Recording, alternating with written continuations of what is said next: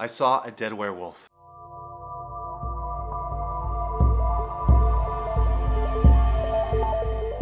Welcome back, everybody. This will be a continuation of part 1.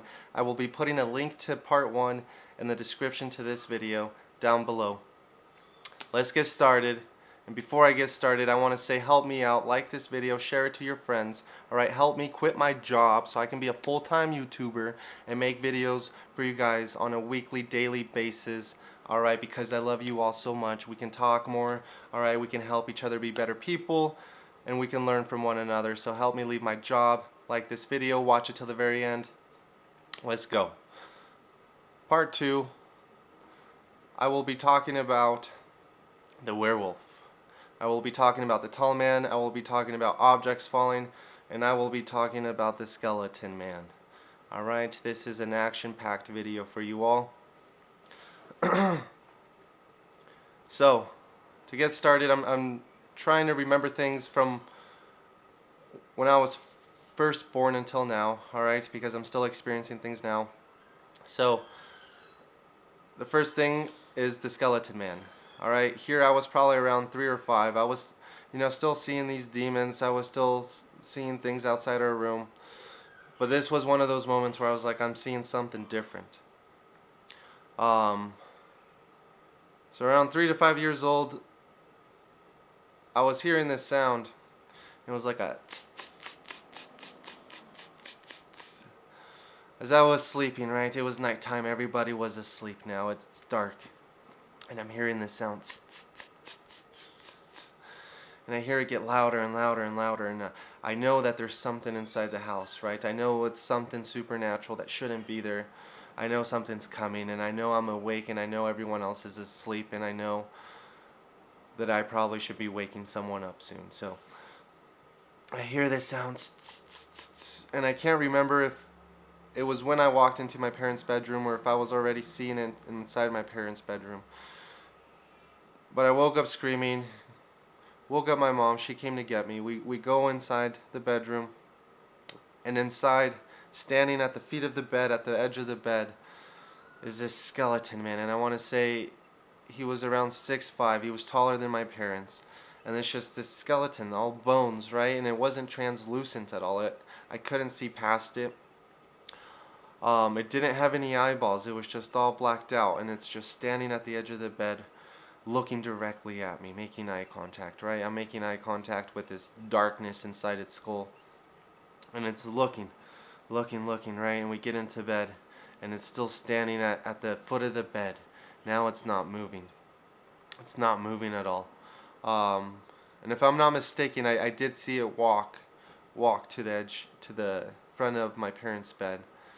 And around that time is when I screamed. But I'm now in bed. My father's to my right, my mother's to my left.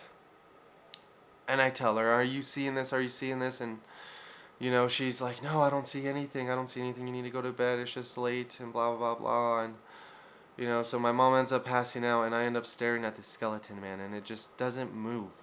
It doesn't move an inch. It doesn't move a centimeter. It doesn't shake. It's just standing there at the foot of the bed, and we're just making eye contact. And I can tell it's looking at me, and I felt like it just wanted my permission for it to pounce on the bed, right, to get on top. And I felt like it just wanted me to talk to it, right, and to welcome it in. And the tension got to be so much that I ended up trying to wake my dad, my poor dad. Who knows how much he was working at that time. I know he was working a lot. And he was just very tired, and I was trying to roll him back and forth. I was physically rolling him a little bit, and he wasn't waking up. He was just snoring louder. So then I wake up my mom, and I'm like, look, the skeleton man's still there. The bones are still there. And she's like, I don't know what you're talking about. Like, I don't see anything. And at this time, my mom was kind of used to me telling her that I was seeing things, right? And I don't know what we went to go do in the kitchen, but we went to the kitchen, I think, to have a drink of water, to calm my nerves down, or she needed a drink of water, something. We went to the kitchen, and I'm looking back at my parents' bedroom, and this skeleton man is like making eye contact with me, looking at me, and it's still not moving. So I felt a little safe in the kitchen, but I'm like, all right, well, I know we need to go back. And we go back, right? And let me backtrack a little, because when I got out of bed, I walked past this skeleton man, right? And it was still looking at me, and once I got past it, it was still looking at me as we went to the kitchen. But when I walked past it, I was tempted to touch it, right? I was tempted to touch the bones. But when you feel such darkness and such negativity and, this powerful entity that you just don't know what it's about, it's probably not a good idea to touch it, right? So I didn't end up touching it, but as I was passing by it, I felt like it was almost talking to me telepathically, just asking for permission, for it to be welcomed in, and for me to make it my friend or something. And I didn't. We walked past it. We came back, got into bed, and my parents fell asleep, and I just remember looking at this thing. Eventually I ended up falling asleep. But I was just looking at this thing the whole time until I got comfortable enough that I felt like it wasn't going to jump on us. I didn't know if it would jump on us once I was asleep, but then I got to a point where I was tired and fell asleep. Next morning, I told my mom everything again, and she was like, oh, it was the neighbor's sprinklers, because the neighbors later that morning have sprinklers that go off, the ones that go spray, constant spray. She was like, look, it was that sound that you were hearing. And I was like, no, Mom, it was a different sound, and I was seeing this thing, and the sound went away at some point, and it was getting louder, and so my mom was just telling me it was the sprinklers, right? She didn't really believe me until she got physically attacked one day, which I'll be talking about in a different part. That was a skeleton man. What I learned from that is that I could walk next to something. I could walk next to an entity and maybe not necessarily get harmed, right? And I noticed that even though it was now standing inside the room I was in, inside the bedroom, it still didn't attack me, right? And it just got me thinking differently about these entities, and thinking I could be more calm, right? That I didn't have to think I was going to have to be attacked by these things all the time, or I was just able to find a little bit more peace. That's the skeleton man. I'm going to talk about the tall man. The tall man's a shorter story. There was just a couple times during the day that I would tell my mom, hey, the tall man's coming, Mom, the tall man's coming. And she'd freak out. She'd be in the middle of cooking and just be like, what are you talking about? What tall man? What tall man? Do you see somebody? I'm like, the tall man's coming, Mom. We got to do something. This tall man, I felt like, was the leader of the pack that I was seeing in part one, the pack of demons. And if it wasn't the leader, they listened to this tall man because it was so powerful. I could feel its power. And I could feel the power from the others, and I knew that they weren't as strong, that they respected him either out of fear or that he was just the leader. A good leader, who knows, with all that stuff, right? So this tall man would always come in from a different room, and I would hear its footsteps, like boots, dun, dun, dun, dun, walking towards us. And every single time it got around the corner, it would just be blurriness, a blurry figure of a man that would end up dissipating. As soon as it walked around the corner, I could see it for a little bit. It'd be blurriness, and then it'd almost be like he would be looking at us, and then it would just disappear. And this happened several times. My mom has brought it up as an adult. Like, do you remember talking about the tall man? Like, you really freaked me out with that, and you would be so scared of the tall man. And I was like, Mom, that tall man was the one entity to not be messing with in that home. Like, it was the man, it was just something to be afraid of. And And that's all that really happened from the tall man, other than when my mom got physically attacked. I do believe it probably was the tall man. It was the only thing powerful enough in that home to do what it did. And that's when my mom had a whole reality check, and she was afraid to be in that house, even during the day. She was afraid to be at that home all the time. Um, and that's when she made it a bigger concern for my dad, for us to be in that home. That was the importance of the tall man. I didn't really learn much from it, other than there's some things that are stronger than others. um, I'll talk about the objects fallen and then about the dead werewolf. So, objects falling. Um, who knows? That was probably around 5, 2, or 6. All these things kind of happened around the same time. But we were in the kitchen. It was my sister and I. I feel like my sister was in the living room and I was around the kitchen area, and my mom was cooking, doing something in the kitchen. And all of a sudden we just hear these loud bangs, just almost if someone was just like banging on the wall in the basement that we had. And we had this wooden table that had some devices, like just like old cooking devices or objects. There were just these large mechanical devices. I can't remember why we had them, but these devices ended up falling, right? All of them ended up breaking on the floor. Just boom. But we didn't know, right? We just heard this bang. And my mom got super scared. This was one of those moments where we all heard it. It wasn't just me seeing things or me hearing things. We all heard this. And my mom got us together and she's like, "Get out, guys, get out." We got into my mom's car and she called one of my uncles. My uncle showed up with a baseball bat, searched the home, went through just everything, and found these devices on the floor. And he came out and told us, like, what happened in the basement? Like, the windows aren't broken. It doesn't look like anyone broke in. But all these things are on the floor and they're broken. And my mom's like, "I don't know what you're talking about." We go in and everything's just on the floor.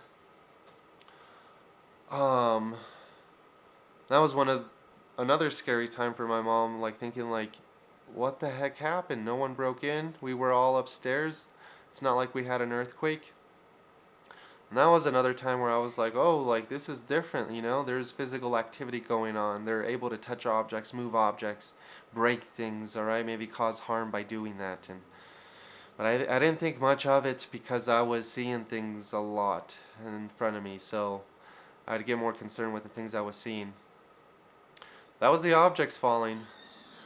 So all these little things pushed my mom to tell my dad to move out, right? Now the werewolf, the dead werewolf.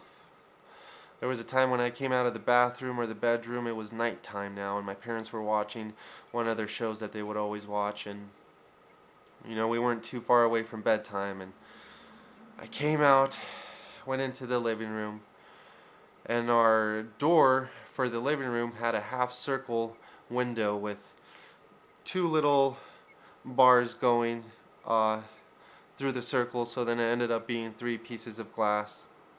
But it formed a half circle, and it was at the top of the door. So to be peeking in through the top of the door, I'd say you'd at least have to be 6 foot, 6'5", around there. And as soon as I had entered the living room and just looked up, I see this wolf head in the neck.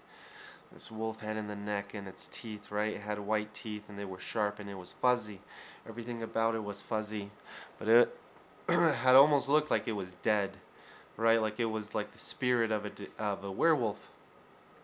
And it's just looking in, and its eyes again were similar to the skeleton man, where it was just pure blackness, right, and darkness. But everything about it was white, so I could see it still clearly because it was almost pressing its face up against the glass. And I had told my parents, like, "Look, are you guys seeing this thing stand outside our window?" And I didn't tell my parents what I was seeing, that it was a werewolf or like some type of wolf being. But I was like, "There's something out there.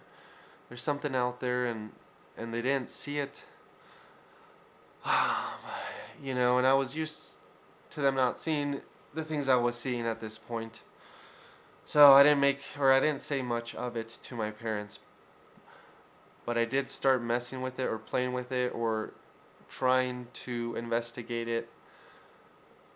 I ended up walking from the kitchen to the living room on purpose, back and forth, because it would also track me down like the skeleton man. It was looking through the glass, and mostly it would track me down with its eyes, but its head would rotate, right? And it was just looking in, and it almost looked like hungry, right? Like hungry and like wanting to come in, and it almost was like asking for my permission for it to come in too. And it was like outside the door, and I was just waiting for this thing to walk through the door, right? Not to break the door down. I was like a 4-year-old waiting for this thing to just walk through the door. But it didn't. But I felt like it was asking for permission for it to come in. And I'm just like messing with it, walking back and forth, and it's tracking me, and I was a little calm that it wasn't going to come in, but I also didn't want it to come in. I didn't want to see this werewolf thing. So what I learned from that was just that I was then now beginning to see weird things, right? It wasn't just, the whole demons thing was something, but I was seeing multiple demons, right? So um, it was like a whole like fuzzy creature, like an animal. So I haven't seen anything like that since. I wasn't seeing anything like that before. I have no idea what that was, what to call it, other than a dead werewolf spirit. But it was just one of those crazy moments. It was one of those crazy moments, and it was kind of cool. I was afraid, but now I'm like, man, that was kind of cool to see. Only because I didn't invite it in. Who knows what would have happened if I would have invited it in, and I didn't have to talk to it. Like I could definitely just tell it to come in with my mind, and it probably would have came in. So that's that. Part 2. Part 3, we'll be talking about the physical attack that my mom received in that house. Alright, and it was this attack that led us to finally moving out of that home. Alright, this was the attack that freaked my mom out, made her cry. She just had so much anxiety after that. She told my dad that everything that I was seeing was serious, that it just wasn't some crazy kid seeing things. That there was something in that home, and we had to get out, and we got out soon. Things happened to the family after. Nothing happened to my parents in the new home. Things were still happening to me. And that was just the warm-up, was us first moving into that home. Things got a lot darker. Things got a lot scarier for me, and I was getting then attacked later on when I thought these things couldn't attack me. But I feel like I was getting protection, when I was younger, because I was more innocent. And once I wasn't so innocent and filling up with anger and hatred, and then these things were able to physically attack me. And it got to the point where I just couldn't handle it anymore. And there was one instance where I did get attacked, and I just couldn't handle it anymore, and I flipped the switch and then ended up fighting back. Alright, with my mental state, with my prayers, with the things that I was doing at that time. And I will be talking about those things later on. So stay tuned. You are not going to want to miss out. Alright, I have so many stories. I'm still seeing things. I've then tried astral projection, right, to learn more about all these things, and have succeeded by accident. And so there's so much to talk about. Remember to share this video. Talk to your friends about my channel. Alright? Get me to quit my job. And I will be talking to you guys a lot more. Much love, everybody. Take care of yourselves. Be positive, even when you're surrounded around a negative environment. Be positive, all right, and have love for these things as well. Have love for yourself first, and then have love for these things that might be crushing you down, all right, because it's part of your experience, it's part of your life, and it'll help you grow into a better person. All right, it'll help you be able to connect with others if they have a similar experience, and hopefully this reaches out to that person that just thinks they're alone. So much love, everybody. Stay tuned for part 3. I'll be talking about the transition to the new house, my mom getting physically attacked, and the things that I first started experiencing in that new house. So don't miss out. Until next time.